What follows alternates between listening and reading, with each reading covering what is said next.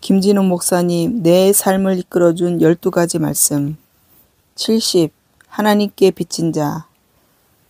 두레마을 소문이 퍼져나가자 젊은이들과 노인들이 찾아오기 시작하였습니다. 그러니 식구가 점차 늘어나 150여 명이나 되었습니다. 그만한 숫자가 한 솥에 밥을 먹으며 내 것 없이 산다는 것이 쉽지만은 않았습니다. 하루는 30대 초반의 자매가 보퉁이 하나 들고 찾아왔습니다. 결혼한 지 얼마 되지 않는데 남편 되는 자가 폭행이 심하여 맞다가 더 이상 견딜 수 없어 두레마을 소문 듣고 찾아왔노라 하였습니다. 사정이 딱하게 여겨 방 하나를 배치하고 양계장에서 일하며 지나게 하였습니다.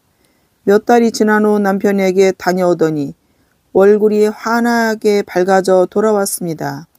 그간에 이미 다른 여인이 자기 자리에 들어와 살고 있더라며 혼인신고도 하기 전에 지긋지긋한 남편에게서 완전히 해방되었다면서 기쁜 얼굴로 돌아왔습니다. 양계장에서 일하게 된 지 1년여가 지난 뒤 양계장 책임자인 총각과 함께 와서 결혼하겠으니 허락해 달라고 하였습니다. 나는 기꺼이 허락하며 일러주었습니다.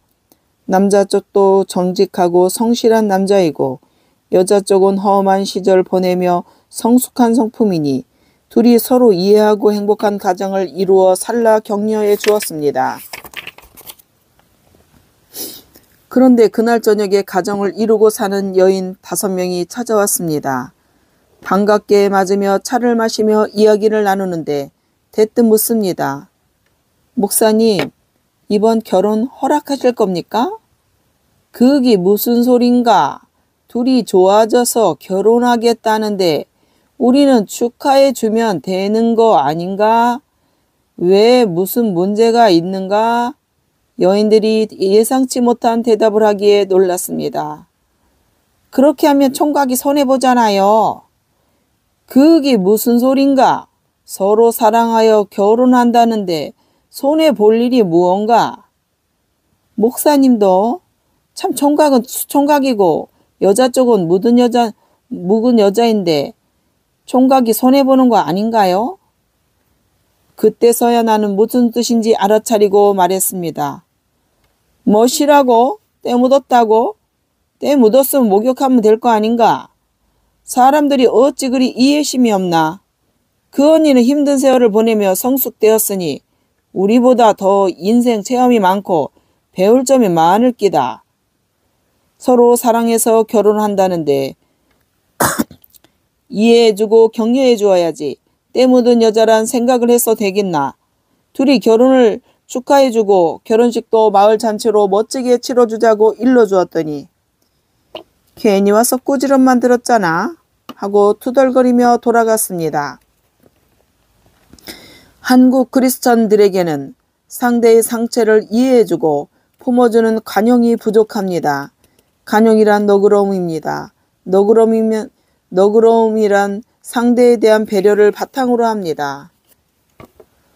공동체 생활에서 부딪히는 문제 중에 하나가 경제 문제입니다. 경영이 서툴고 생산성은 떨어지는 데다가 지출하여야 할 것은 날로 많아지니 쪼들릴 수밖에 없습니다. 하루는 새벽기도 모임 후에 재정 담당 아가씨가 말했습니다. 목사님, 오늘 지출해야 할 사료비가 680만 원인데 돈이 없습니다. 어찌해야 할까요? 걱정스러운 얼굴로 말하기에 내가 나무라는 투로 말했습니다.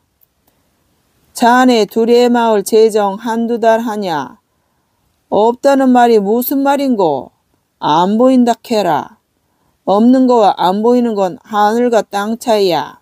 하나님께서 의뢰 주시기로 되어 있는데 지금 눈에 안 보일 뿐이야. 그랬더니 아가씨가 서슴없이 예, 목사님 사료가 680만 원이 아직 안 보입니다. 라고 답하였습니다. 내가 자신 있게 일러주었습니다. 그럼 오늘 중으로 680만 원 보여주실 걸로 믿읍시다.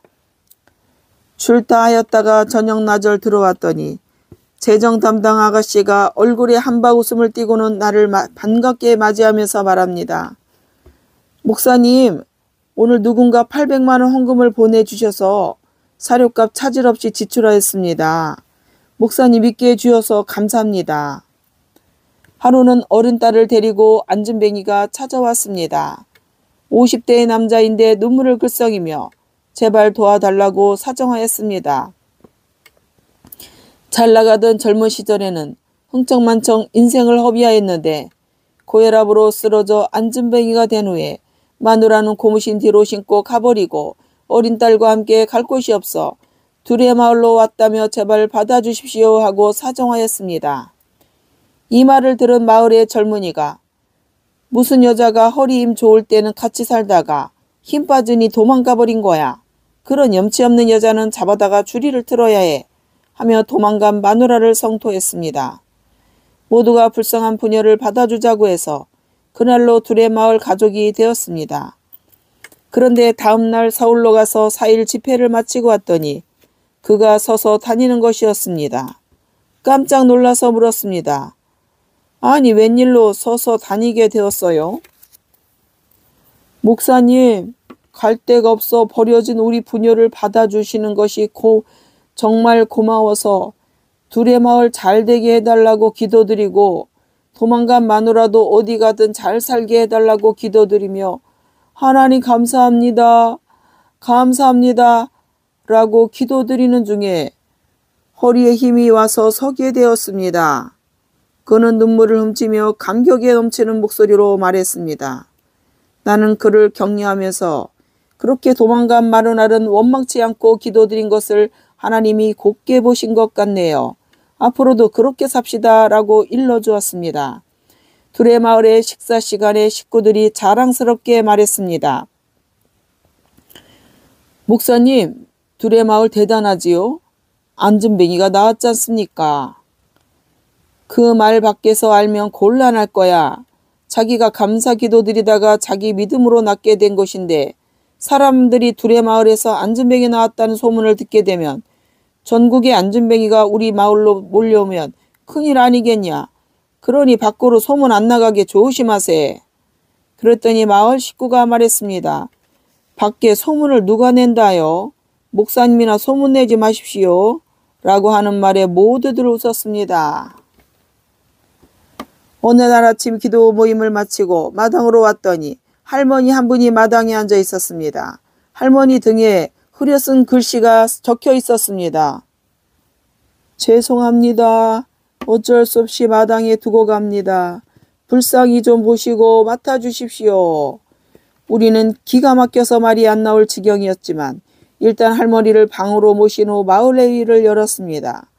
이 할머니를 어떻게 할 것인가를 의논한 회의였습니다. 할머니께 어디 사시느냐, 자식들은 있느냐 물어도 묵묵부담으로 그냥 죄송합니다, 죄송합니다만 되풀이하 했습니다. 더 의논해보았자 결론은 정해져 있을 수밖에 없었습니다. 할머니를 버릴 수 없는 이상 같이 사는 도리밖에 없었습니다. 살면서 이야기를 들으니 93세로 아들도 있고 딸도 있다 하였습니다. 그런데 왜 우리 마을에 버리다시피 맡겼느냐 물으니 내가 자식 농사를 잘못한 거지요 라는 말만 하고 입을 다물었습니다. 얼마 지나지 않아 할머니께 치매기가 나타났습니다. 마을에서 봉사심이 가장 깊이 있는 자매에게 할머니를 돌보라고 부탁하였습니다. 하루는 모두 밭에 나가고 나 혼자 성경을 보고 있는데 그 할머니가 손에 그릇을 들고 나에게 와서 말했습니다. 아들 같은 목사님, 오뎅 드시라요. 할머니가 오뎅 그릇을 나에게 주는데 오뎅이 아니라 자신의 대변을 담은 그릇이었습니다. 나는 질겁을 그릇을 빼앗았습니다. 할머니, 그거 오뎅이 아니에요. 대변이에요. 날 주세요. 버립시다. 할머니는 그 반년 가까이 견디다시피 자리에 누워 일어나지를 못하게 되었습니다. 숨을 거두기 전에 아들의 연락처를 주었습니다. 아들에게 할머니의 임종을 알렸더니 갑자기 오남매가 들이닥쳐 할머니 시신을 붙잡고 엄마 어머니 부르며 통곡하는 것이었습니다. 둘의 마을 식구들이 곁에서 보고 화가 나서 저마다 한 소리씩 합니다. 저것들이 쇼하고 있네.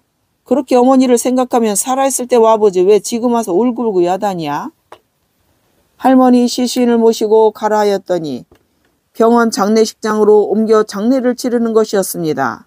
그 모습을 보며 자식들이란 기를 때 귀한 것이고 자라고 나면 자기 길을 가느라 부모를 남에게 맡기려는 세상 인심이 야속하다 느껴졌습니다. 둘의 마을에서 함께 살며 일하는 젊은이 중에 22살 남자가 있었습니다. 성품도 온순하고 머리도 명석한데 늘 기가 죽어있는 사람을 대할 때 바로 보지 못하고 고개를 숙이거나 돌려댄 채 대하곤 하였습니다. 나는 그런 그가 딱하게 여겨 둘이 고추밭으로 나가 밤매기를 하며 이야기를 나누었습니다. 자네는 성품도 좋고 인물도 괜찮고 머리도 나쁘지 않은 것 같은데 왜 늘 기가 죽어있냐? 나의 물음에 그는 스스럼없이 대답하였습니다. 아버지 탓이에요. 무슨 말이냐? 너희 아버지 교감선생님 말이냐? 그렇습니다. 아버지가 어쨌기에 그러니? 그는 아버지와 사이에 쌓인 한을 이야기하였습니다. 나는 평생 소원이 아버지께 인정받는 것입니다. 아버지는 나를 인정하지 않았습니다. 한 번은 통지표를 받아보니 지난해보다 성적이 올라갔기에 아버지께 자랑하려 드렸더니 아버지가 통지표를 던져버리면서 이걸 자랑이라 하느냐 야 임마 반에서 10등도 못 들어간 게 성적이냐 하였습니다. 그날 내가 받은 상처는 말로 표현 못합니다.